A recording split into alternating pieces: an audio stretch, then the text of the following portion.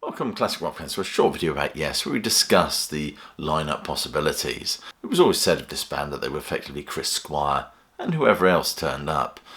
Of course, we lost the big man a few years ago, so that's really a seismic shudder in terms of the continuation and very identity of this band. And there are many Yes faithful purists, if you want to call them that, who argue that what we have now is effectively a tribute band. But bearing in mind this band has had more members than an orgy in the House of Parliament, what lineup do you think would be satisfying in terms of seeing this band continue as Yes? There are of course those that say it shouldn't continue as Yes when Chris Squire died, that should be it.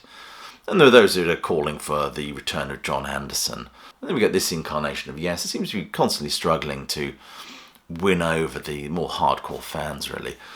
The first two albums that this incarnation of Yes put out, the first one of course Chris Squire played on, but they were weak albums, I think. The Quest was better, but Heaven and Earth is less said about that one than better. This one of course, Mirror to the Sky, was a vast improvement. In fact, the track Mirror to the Sky is absolutely fabulous.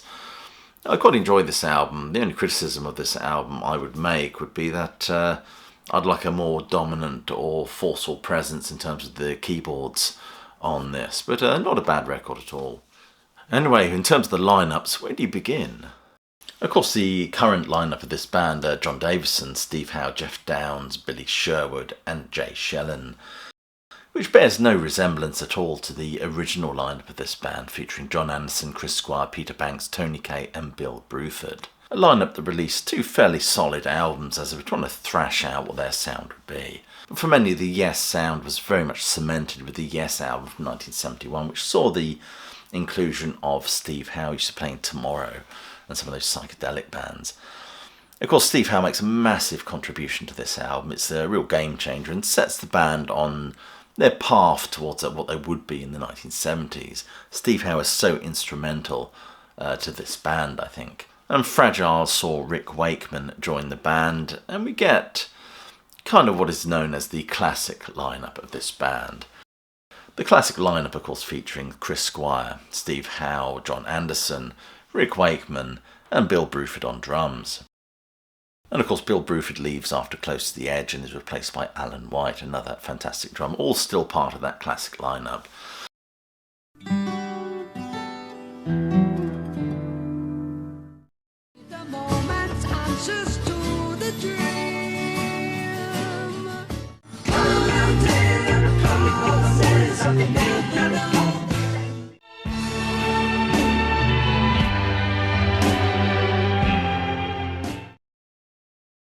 And of course Bill Bruford leaves after Close to the Edge and is replaced by Alan White, another fantastic drummer, all still part of that classic lineup. And we've seen Rick Wakeman in and out of this band a few times as well. Then we get the drama lineup of the band, which consists of Jeff Downes and Trevor Horn and Chris Squire, Steve Howe and Alan White on drums. And there was a kind of harder sound to this band then. I think they were surveying the topography of the prog landscape in the wake of the devastation that was punk rock and new wave. And I think the sound was modified accordingly. And of course we had the hugely successful 90125 album, which saw Howe depart. Trevor Rabin came in, did some wonderful stuff for this band. I think he's a brilliant writer and singer. But if we think about the lineup that we have now, let's return to that. Of course, the lineup we have now is Jay Shellen, Steve Howe, Jeff Downes, John Davison and Billy Sherwood. So I thought I'd share with you the rationale for the lineup I'd love to see for this band. The first one is an obvious one, and it's one that'll get a lot of the fans of the new incarnation of Yes bristling with rage. That is the return of John Anderson. The reason why I think John Anderson's return would be important is because he brings ballast and legitimacy to this band in the wake of the demise of Chris Squire, of course. He was there from the beginning. He's an original member, of course. And of course, he's presided over all that wonderful material in the 1970s. I think it's so important to have him back, to give it that sense of legitimacy, shall I say. And then we have Steve Howe on guitar. Steve Howe must remain there. He's part of that classic lineup. And again, with John Anderson, Steve Howe, it's really beginning to take shape. In terms who sits on the drum store, I think Jay Schelling's a great drummer, and there's no reason why he shouldn't be there. Of course, Bill Bruford's retired, and we lost Alan White fairly recently. The biggest bone of contention, I think, is the keyboards. Now, Jeff Downes is a wonderful player, wonderful musician, but I think he was brought in during that period of drama for a specific sound, a specific edge that we're looking for, something different from the flamboyant and noodly soundscapes that were created by that classic lineup in the 1970s. However, the lineup we have now are very much constantly doffing their cap to that sort of 1970s catalogue. As much as I like Jeff Downes, I think we need a more flamboyant presence on keyboards. So I suppose you could say let's call back Rick Wakeman.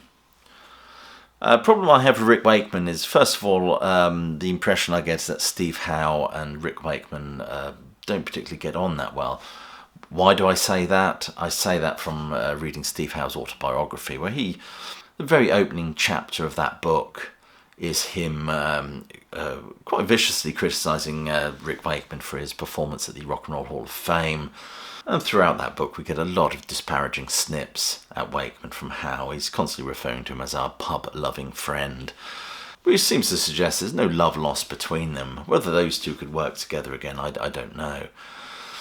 And there's Wakeman's health as well. I don't know how he's holding up. I think he has said that he won't be able to do it soon. So let's just imagine Rick Wakeman's out of the picture. Who do we think should be playing keyboards for this band? There was that Russian guy I saw playing with them. He was great. But he turned out to be a bit of a bottom pincher, I think. So I think he was shown the door. So I think if we can't have Rick Wakeman back for whatever reason, I think Oliver Wakeman would be a fantastic fit for this band. And in terms of bass, of course, Chris Squire was replaced by Billy Sherwood, who I think does a wonderful job in this band. So how would we feel if this lineup was going out under the Yes banner? John Anderson on lead vocals, Steve Howe on guitars, Jay Schelling on drums, Billy Sherwood on bass, and Oliver Wakeman on keyboards. Anyway, this is just a short video I was mulling over last night, thinking about what lineup really would I very much like to see for this band going forward. John Davison, I think, does a wonderful job in Yes. I've seen him live with Yes, and I really enjoyed the last album. But I think for this band to really have some ballast and legitimacy in terms of its heritage, this is the lineup I would certainly endorse. Let me know what you think anyway. I know there'd be lots of people screaming and raging and get their manties in a twist over me disparaging the new incarnation of Yes. The new incarnation of Yes is what it is. I mean, I've seen them live. I rather enjoy them. But I think the lineup I suggested would really mean something, I think, to the Yes faithful. Anyway, I'll just say please click like, subscribe, and check that notification bell so you don't miss any future uploads. And other than that, if you're not too enraged, I hope you're well, staying safe, and of course that you keep listening.